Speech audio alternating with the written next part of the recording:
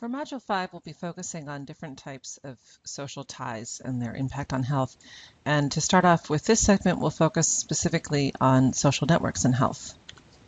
So broadly speaking, first to locate social networks within this broader topic as one type of social tie, we can see that we can characterize these ties in a number of different ways as a sort of umbrella term to refer to different types of and functions served by individuals' connections to other individuals, some of which we'll talk about in this module, others we won't really have time to go into.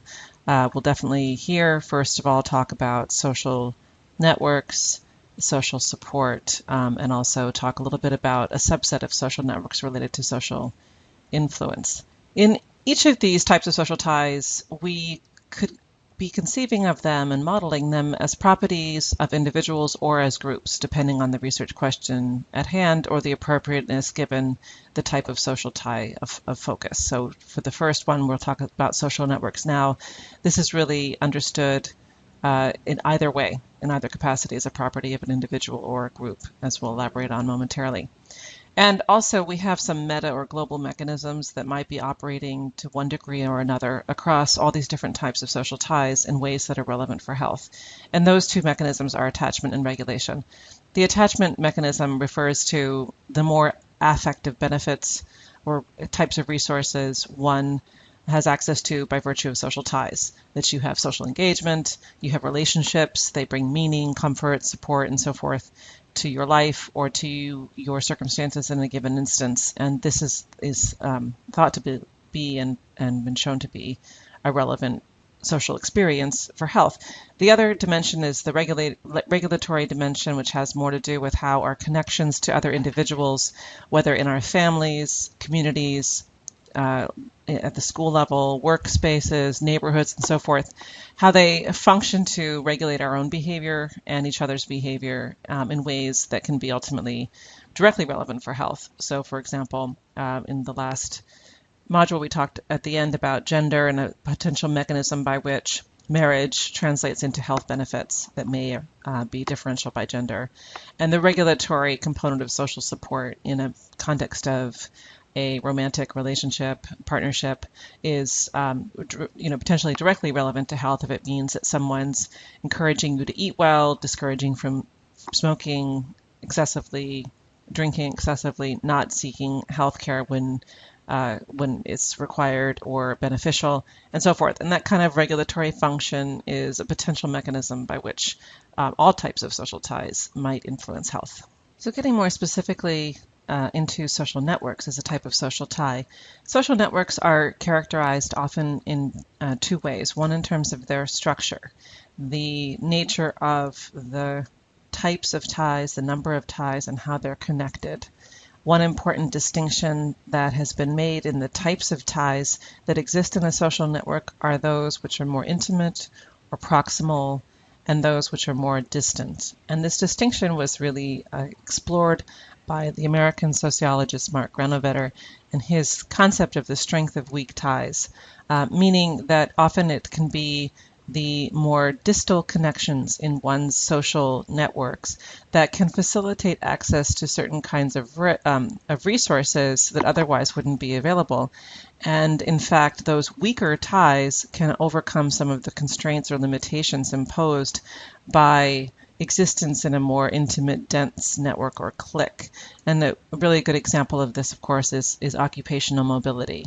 And when we think of networking, we're often thinking about making connections to individuals outside of our intimate social circles in ways that might facilitate access to other resources that can't be made available through people who are so close to us that they wind up usually looking very much like us, and so they may not be able to facilitate access to or information about other kinds of resources that might be available to which we don't currently yet have access. The other important dimension of social networks are their function. For example, social support is an obvious benefit or function that is facilitated by existence in a social network. And we can think of the functions as being multiple and often overlapping. Sometimes we can think real specifically in terms of social networks, in terms of what flows between this social network. And obviously a lot of work on social networks has focused on infectious agent spread through a social network, but we can also think about networks in terms of how they transmit norms or ideas, this idea of the diffusion of innovation, obviously the spread of things like information and resources, and also just general types of interaction or social engagement, providing more of that affective type of mechanism that might be relevant for health. One kind of neat example of the effects of structural and functional features of social networks is the so-called small world phenomenon, or often referred to as the 6 degrees of separation, a concept that's been long discussed anecdotally, part of popular discourse and so forth, but also has been studied empirically. And what this refers to is the fact that there are so many short networks, short paths in social networks that facilitate connections across vast spaces, whether they're geographic or social, by relatively few ties, or fewer than would be expected.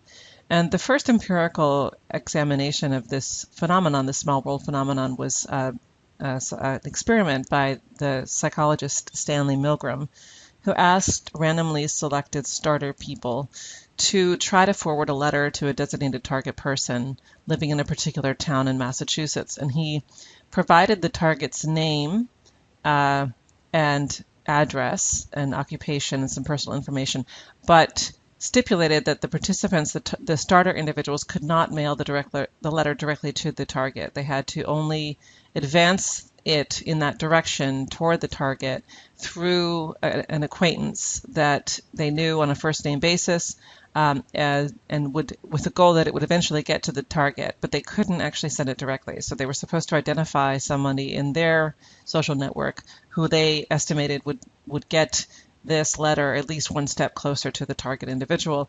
And what they found is that a third or so of the letters eventually arrived at the target. And the 6 degrees of separation concept comes from the fact that they observed that the median number of steps or passages of this letter between individuals to get to that target was 6. And so this has been a kind of basis for this argument, which has subsequently been empirically tested by others, that there are numerous short paths in global friendship networks that pretty much connect all members of society on average within 6 degrees. Now, since with social network studies, the focus is on the web or constellation of social relations encompassing individuals, and the social ties themselves are the focus of study or inquiry. And because of this, we ideally want to be able to characterize all types of ties in a given social network, and therefore the social network itself is the focus of study.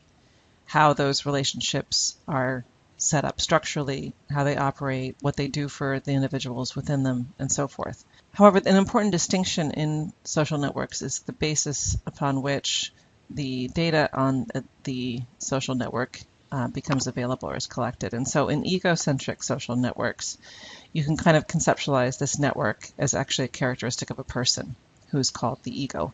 And that ego is then the hub of a wheel with several spokes representing ties to individuals, all connected to that one ego.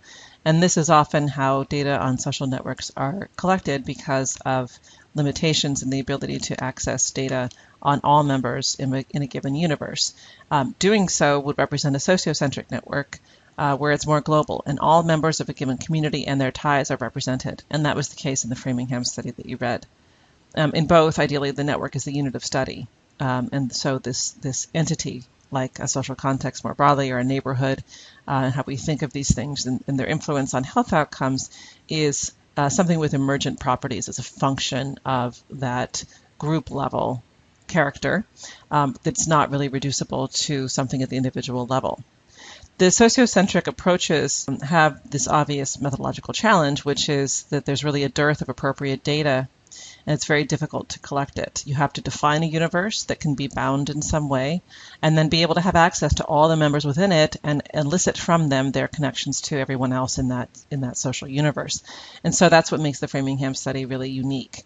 It's got data from everybody, and it's much better for mapping out emergent properties of the social network.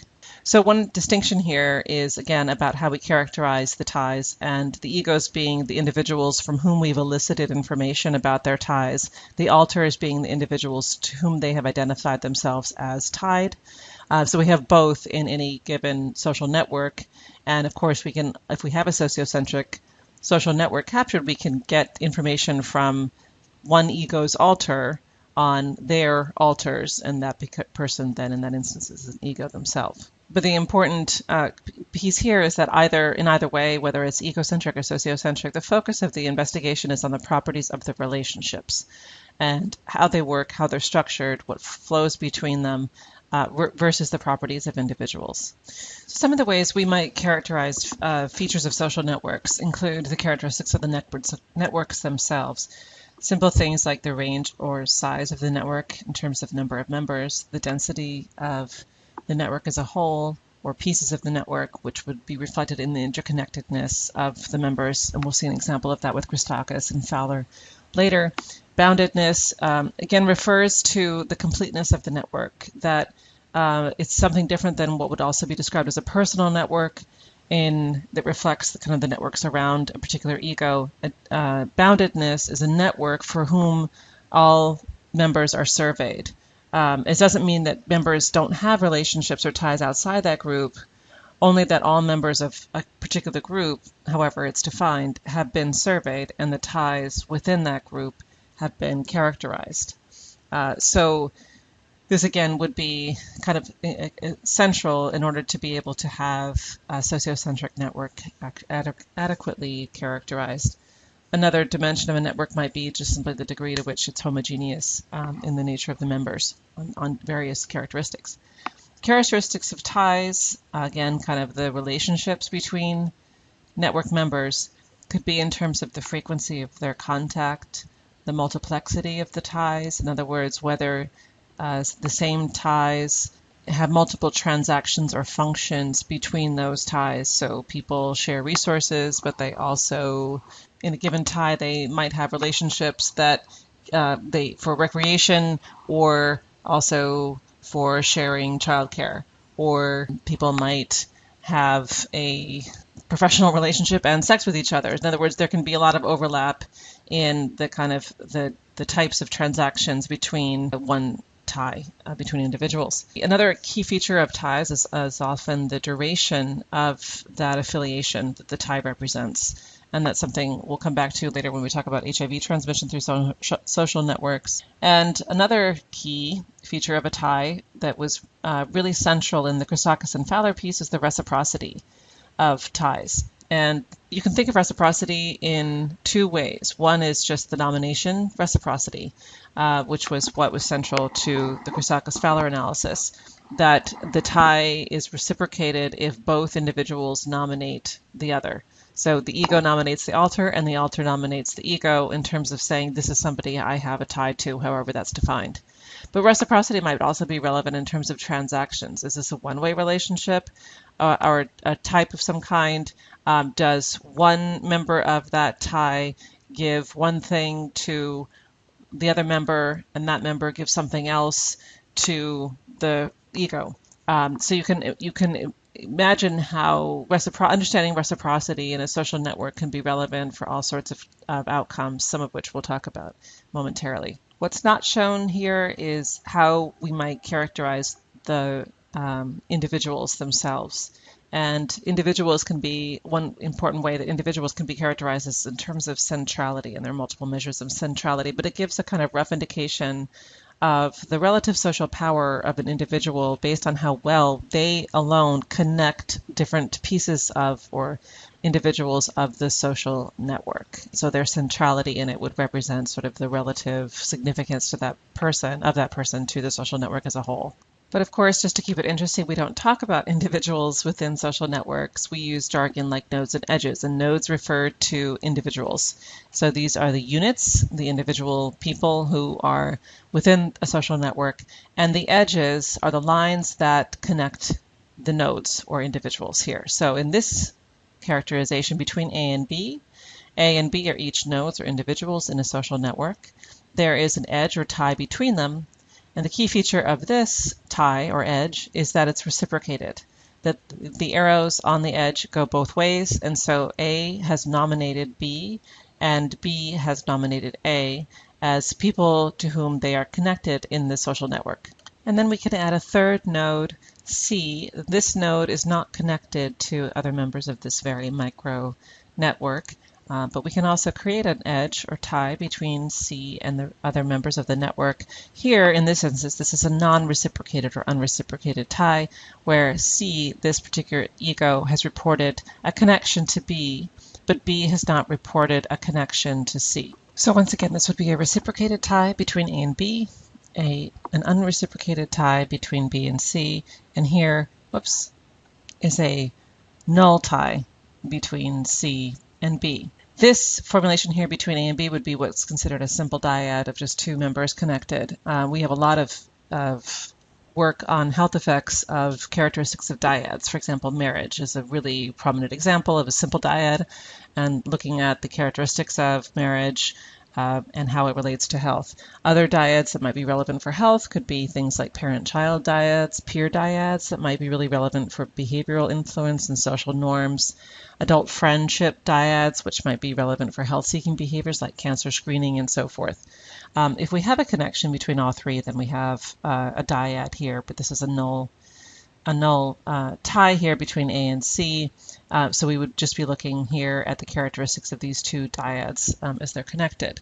Now, some theorists of social networks posit that there's a kind of equilibrium, a tendency in social networks toward either reciprocated ties, like that between A and B, or null ties between B and C, arguing that a non-reciprocated tie like C to B is likely to be unstable. So the equilibrium impulse over time will result in either this becoming a reciprocated tie or the tie will be dropped because there's instability in a social network, in a social tie that reflects non-reciprocity, but in a network overall itself would be relatively unstable if it consisted of a lot of unreciprocated ties. And often you see unreciprocated ties in very hierarchical social networks or ties. One simple example of an egocentric network and health study is by Cohen et al. Looking at social ties and susceptibility to cold.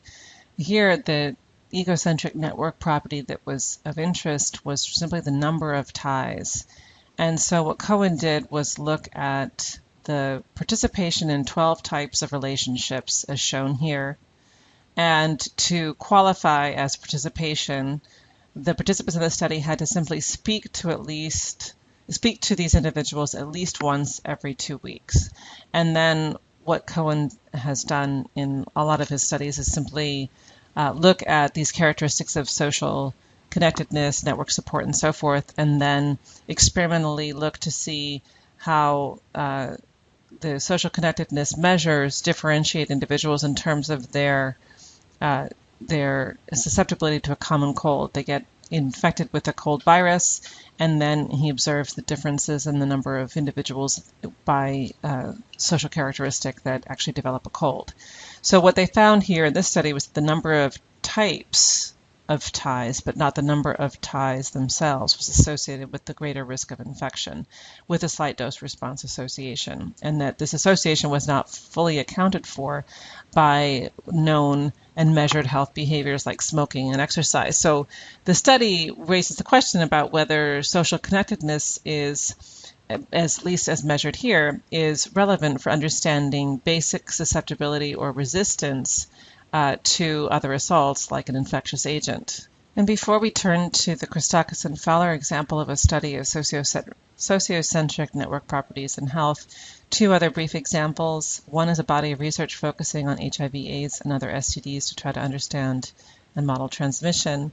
Other studies by Behrman and colleagues have used the adolescent health study and the social network data that it makes available because it is really looking at at several bound networks that exist within the sampled schools that were exhaustively sampled. So here is an example of a sociocentric network that shows the actual network structure linking 573 students who are involved in either a romantic or sexual relationship with another student at this fictitious, it's not fictitious, but it's not actually Jefferson High, but it was renamed Jefferson High for the study to maintain anonymity.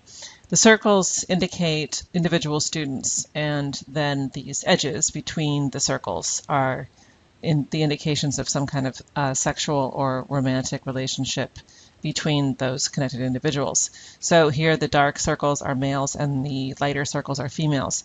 And what you see is that about 50% of all sexually or romantically involved students are part of one big tree here. And but most of the individuals in this big connected tree are only connected to the tree by one path. So you have, for example, this female student here is connected to this entire network tree by virtue only of her connection, romantically or sexually, to this male student right here. For others, they have more ties that connect them. Here's a female with 2 ties, but only one actually connects her to the network. So you can see here a female tie with a female student with 2 ties on either side there, that connecting, both of which connect her to the larger network or hub. And what studies like this and others have done is challenge traditional prevailing models of high activity cores that are considered to be sort of these vectors or reservoirs of infection. And in early work in the HIV/AIDS epidemic, these were often considered to be people like sex workers, who were thought to be the high-risk hubs that were putting the rest of the population at risk, that was otherwise at low risk. And here you see that here are a bunch of individuals who are at higher risk because of their interconnectedness to the other members of this network, but not really by virtue of them, most of them, having what would be considered high-risk behavior individually, because most of them are connected by only one social tie. So this work by Behrman and colleagues using AdHealth data has looked at how to model things like STD transmission in social networks. And the research on HIV in sub-Saharan Africa that's followed this kind of model also defies the assumption of high-risk hubs, and instead has pointed to the important role of concurrent partnerships, actually, in terms of driving the rates of infection in the epidemic in these contexts. And so it's not so much the numbers of partners, but just the extent to which the engagement in partnerships are overlapping to even perhaps a nominal degree. And what that, of course, raises is important questions about the timing of ties and the duration of ties. Again, one of the important characteristics I mentioned earlier, that in terms of how those properties of ties in a network are going to be directly involved in the kind of risk that the network possesses for transmission through individuals in the network. Behrman has also used, and colleagues have also used, the AdHealth data to focus on suicide and have done some really interesting work looking at the nature and structures of social relationships in school as they predict risk of suicidal ideation. And what they've found, for example, is that being isolated from peers is substantially associated with an increased odds of thinking about suicide. But also for girls, that's true for girls, having what's called an intransitive friendship increases the risk of suicidal ideation significantly. And so the intransitivity of a friendship reflects the situation where basically one's friends are not friends with each other. So in a transitive network or series of friendships, you have closed, dense friendship groups where my friends are friends with each other. And so that creates kind of an interconnected, dense hub of which I'm a part, as opposed to somebody who, if we just use this as an example, who might have, well, here's a small example. So here's somebody, individual here at the hub of 3 spokes in a wheel. And this would be an intransitive little mini social network, because this female students, let's just pretend these are her friends, are not friends with each other. These are null ties between these 3 male participants. So this is an intransitive mini social network in this case. It's not surprising they're not connected because this is sexual romantic relationships rather than friendships, but if you just pretend this was friendships, you would call this intransitive. This property of friendship networks increases risk of suicidal ideation for girls quite substantially. And what this work has shown is that the social network effects for girls were really overwhelming other variables in terms of predictors of female suicidality. And that was not the case for predictors of suicidal ideation among boys. The network properties were not as relevant, not even close, for boys as they were for girls.